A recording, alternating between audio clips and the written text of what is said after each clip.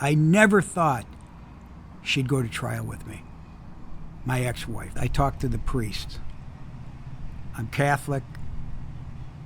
And he kept saying, oh, Rock, I know you and I know your family. There's got to be something.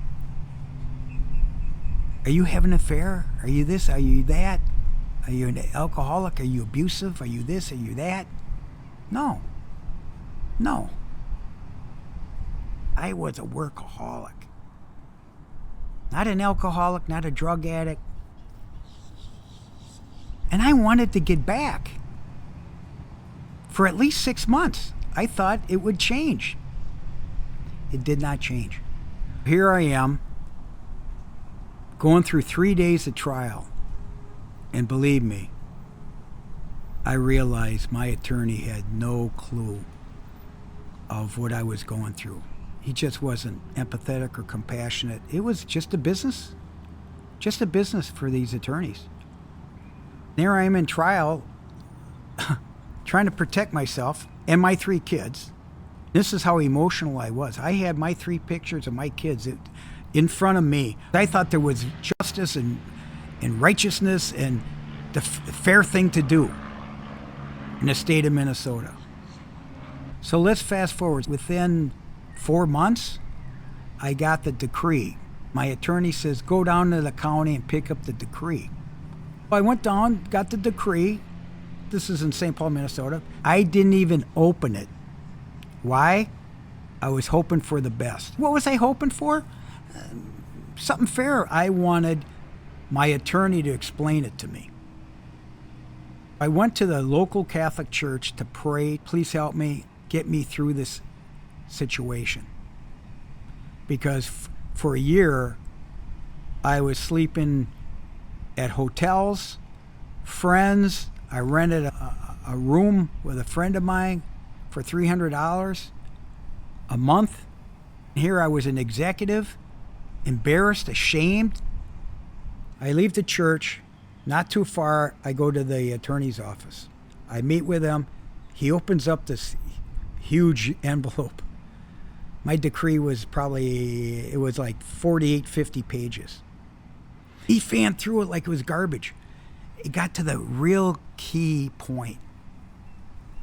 The key point, it wasn't child support. No, that's a guide, it's a given based on income.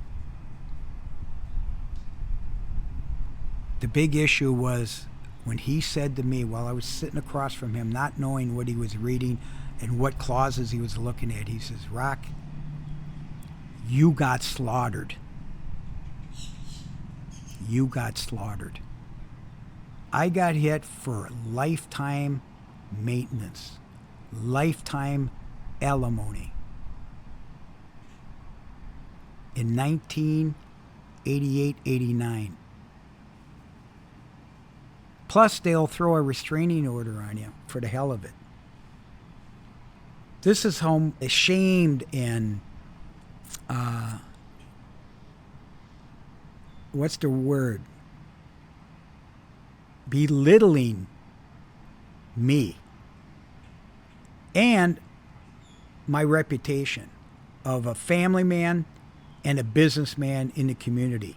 My kids were going to Catholic parochial schools. That hurt so bad because they were the only ones that I know of at that time that their parents were divorced in 1988-89. We just weren't accustomed to that in St. Paul, Minnesota. So guess what? Of course I'm going to appeal. I had to get a different attorney for that. I wanted to pay my attorney because I didn't have the money to pay my attorney.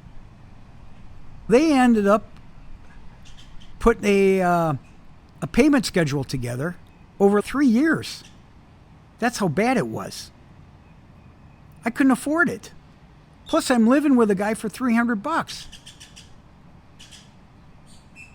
Monthly alimony payments and child support. They got the house, they got all the assets, etc., etc. I had to save.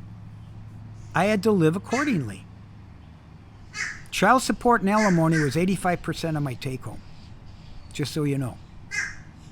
That's what you got to look at, how bad it gets. Okay? Now, this can't last forever, right? So what do? I buckle down and says, okay, I got to face this. Going back to the appeal, I lost. Okay? I lost that. That was another, back in those days, $15,000. No change, Rock. Then I find out later that it's really tough to question a judge. They're all connected anyway, you know? They all know each other. I was so ashamed. I had a 3-page visitation schedule that I paid people for and met men that went through this. They had to have an attorney write it up and put it in the decree. At the end of the day, you got to pay. You got to pay. And believe me, if you miss a payment, if you do something wrong, in the state of Minnesota back in the 80s, they would put you on the newspaper as a deadbeat dad. And they would take your license away. So what did I do? I said, oh my God. Automatic payment or whatever it was. Withdrawal. And I paid the county. Why? Because I didn't trust her. I didn't trust the system. Then there's COLA. There's COLA. Cost of living adjustment and child support. It's terrible, man.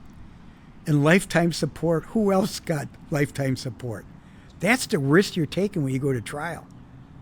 I did not have a prenup. I was 22 years old. I married my high school sweetheart, my ex-wife. Did she remarry?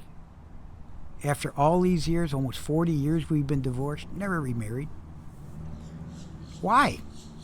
I think it has to do with finance. You see?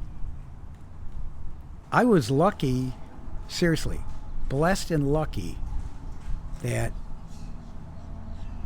my wife asked for a divorce because it changed my life for the better. My brother asked me many years ago, hey, Rock, what would your life be like if you were still married to Renee? And he's married 40 years. I says, listen, I could have never achieved what I've done in my lifetime. I went through a lot of shit, financially, mentally, emotionally, and employees, and finance, and all this other stuff. But you know what? I have to say, not only was I blessed, I was lucky. I feel really lucky. I know people that never get through it.